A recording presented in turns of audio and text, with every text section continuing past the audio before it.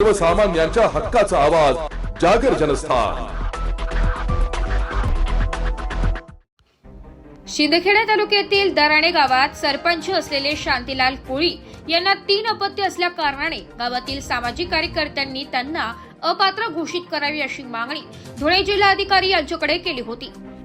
या प्रकरणी धुळे जिल्हाधिकारी यांनी 24 फेब्रुवारी रोजी त्यांना अपात्र घोषित केलं। मात्र आता तब्बल 2 महिने उलटून देखील संबंधित सरपंचांना तसेच त्यांच्या विभागाकडून कुठलेही आदेश प्राप्त झाले नसल्यामुळे शांतीलाल कोळी हे सरपंच पदावर कायम आहे। त्यामुळे दराणे गावातील सरपंच शांतीलाल कोळी यांना तात्काळ संबंधित विभागाने अपात्रतेचे लेखी आदेश द्यावे, अन्यथा येणाऱ्या 15 ऑगस्ट रोजी दराणे गावातील सामाजिक कार्यकर्ते भुरे भिल हे पालकमंत्र्यांसमोर आत्मदहन आंदोलन करणार असल्याचा इशारा त्यांनी यावेळी दिलाय।